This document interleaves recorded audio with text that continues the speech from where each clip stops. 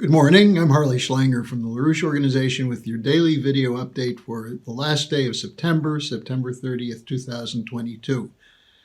As it's Friday, I'm taking your questions. I received a lot of them today, the last couple of days, and so let's just jump right into it.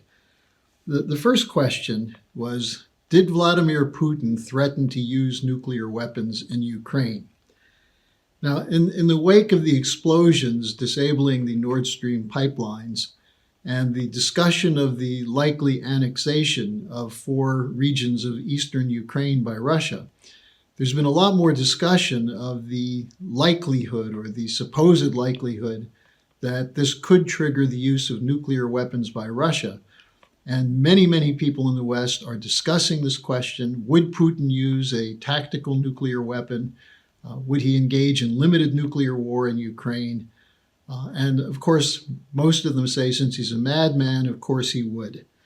Now, the fact is there's a lot of talk of use of nuclear weapons, but most of it is coming from Western analysts, Western strategists, associates and officials of NATO.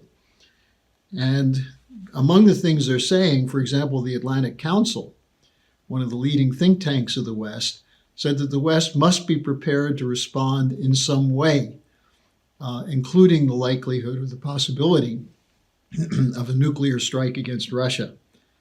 Now, this narrative was debunked in an article published in the National Interest on September 28th by the Russian ambassador to the United States, Anatoly Antonov.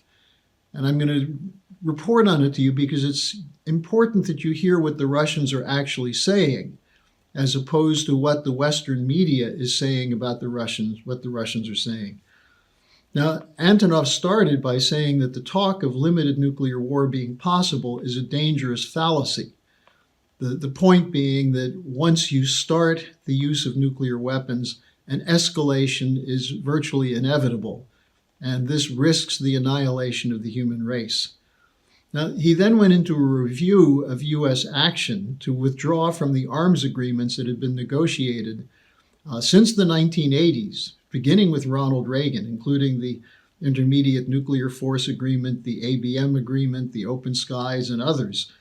And he points out that there were unilateral decisions by the United States to withdraw from these treaties, and the U.S. has been hesitant or unwilling to engage in renewing them or writing new treaties. So he said this has certainly contributed to the worsening of relations. But then he ended by saying that Putin did not threaten to use nuclear weapons. And he quoted Putin as saying the following, quote, "Russia is ready to defend its sovereignty, territorial integrity, and our people with all weapons systems we have," unquote. That's from Putin. Then Antonov writes, "What is so aggressive about this statement? Would the U.S. not do the same if faced with an existential threat? That is, be prepared to use all existing weapons to defend the integrity, territorial integrity, and the lives of Americans?" Well, of course it would. All you have to do is look at the annual Nuclear Posture Review, which is part of the U.S. National Defense Strategy. Read it.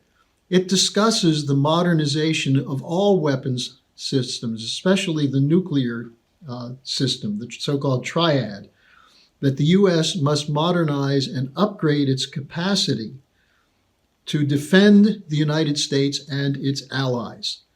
Does this mean the United States is preparing to use nuclear weapons? Now, keep in mind, since 2001, U.S. forces have been engaged in wars all over the globe, that we have bases in more than 80 nations, that we've been deploying troops worldwide, engaging in regime change and other kinds of aggressive activities against sovereign nations. Meanwhile, the continued flow of weapons into Ukraine from NATO, including the U.S., is heightening the danger of a World War III, especially when the West intervenes as it has, including in March and April, to tell the Ukrainians not to negotiate a diplomatic resolution. That's where the threat of escalation is coming from. And it's necessary to step back from that to engage in diplomatic talks including back channel discussions before we have an accident that leads to a global nuclear conflagration. Now, there are many, many questions that came in on the Nord Stream pipelines, the explosions which have disabled them. Of course, the media is saying that the Russians did it. That was the initial take. But many of you wrote and said, why would Russia sabotage its own pipelines? If someone wrote, actually several wrote, if Russia wanted to shut off the flow of gas, it could do it by turning off the spigot. So why would it destroy the pipelines? Now, this raises a number of questions, including who has the capacity to do this and who benefits from shutting down the pipelines. And let me just take up a couple of aspects of it. One point is that by getting rid of the pipelines, it relieves the pressure on Germany, which otherwise is there given the growing demonstrations that are taking place as a cold winter is coming, that the Scholz government might make a decision to negotiate with Putin to agree to diplomatic resolution for the war in return for reopening the pipelines. That's not an option right now. And as Ray McGovern, a former CIA analyst, said in a discussion with me the other night, this does take the pressure off Scholz because now it's not possible to do that. Well, this is a threat for all of Europe because all of Europe is facing shortages of energy. Most of it is self-inflicted. It's the Green New Deal. It's the sanctions against Russia. And it's the unwillingness to engage in negotiation. So this takes away one of the leverages that Putin had to convince the West to engage in negotiations so that you can keep oil and gas flowing into Europe. So who has the most to gain from the sabotage of the Nord Stream 1 and 2? Well, the simple answer is that the United States, going back to President Trump, but also Biden, they've said that the U.S. is prepared to provide liquefied natural gas to Germany. The problem is it will take a number of years before Germany has the facilities, the port capability and the storage to bring in such natural gas. It's also questionable whether there's adequate shipping capability, especially with the supply chain issues and everything else. So if this is the intent to destroy the pipelines so that Germany has to rely on the United States, it's foolish. Similarly, Scholz went to the Middle East to try to negotiate an upgrading of delivery of energy supplies and came back virtually empty-handed. And the idea of liquefied natural gas coming from Qatar, all the German analysts acknowledge that it will be 4 or 5 years before there's the capability to do that. So what this means is something more profound that people should think about, that this is an attack on the potential for Germany and Russia to have rapprochement, to repair their relationship. Now, why is that important? Well, who benefits from a Russian-German conflict? It's the British. This goes back to Mackinder and the geopolitical doctrine from the early 1900s, which identified a Russian-German alliance as an existential threat to the British Empire. And this is at the heart of geopolitics, that the integration economically through transport, through energy and development capability, the integration of Eurasia with Western Europe through Russia is a threat to British control of the seas. Now, that was the beginning of the 20th century. But today, it's not just the shipping capabilities, where the British still are a very important force, but more importantly, the financial power of the City of London, which is the new imperial power of Wall Street, City of London, and Brussels, unified to defend an existing bankrupt financial system and fearful of the potential that's emerging with the global south, the developing sector, that there will be a new financial system based on physical production and not paper money such as the dollar. This is behind most of the posturing going back to 1990. The attempt to destroy Russia through shock therapy, the attempt to isolate Russia and to undermine China's Belt and Road Initiative. That these are efforts underway from the West to ensure that there's no alternative to the sole superpower and control of a unipolar world order based on the dollar and the petrodollar. But that's breaking up. That's not going to exist in the near future, both because of the idiocy of the policies of the Great Reset and the Green New Deal.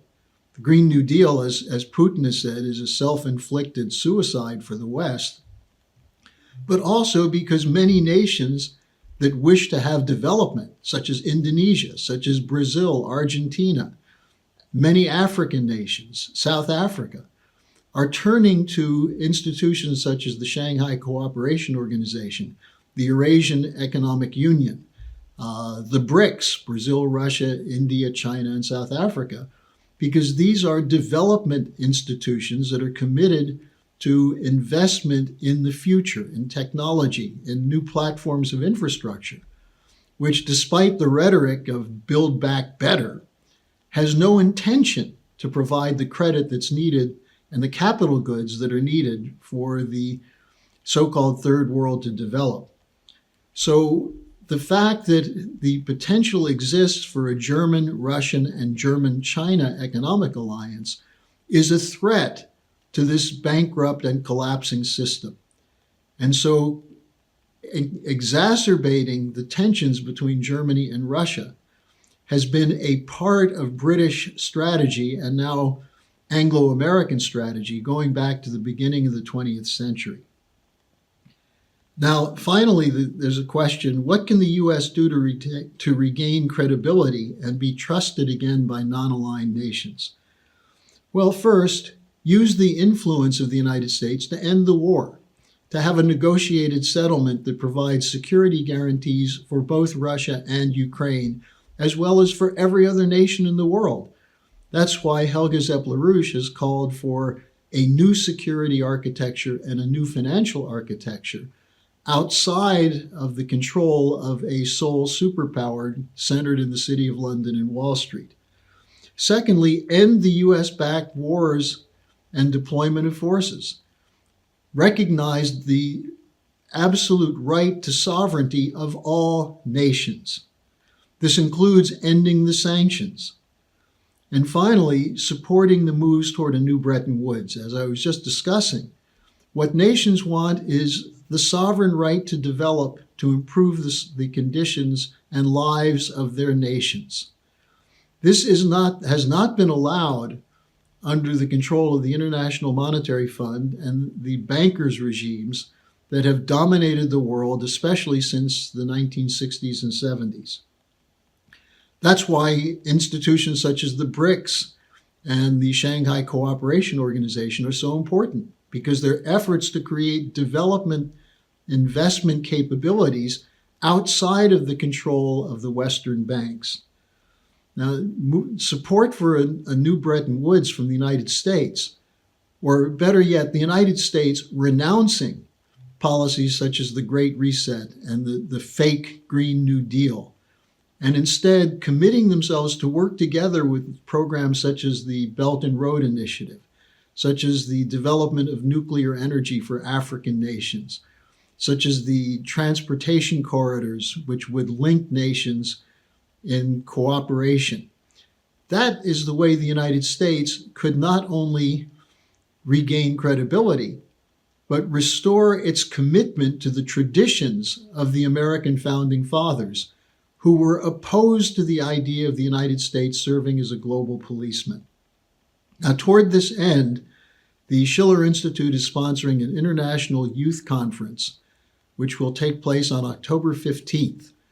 And I'll put a link to register for that conference at the bottom of the description section of today's update. So thanks for joining me. Thanks for your questions. Get active. You want to regain credibility for the West? It's going to depend on citizens rejecting the control of the so-called deep state of the military-industrial complex over governments, which not only are a threat to other nations, but a threat to the people of our nations.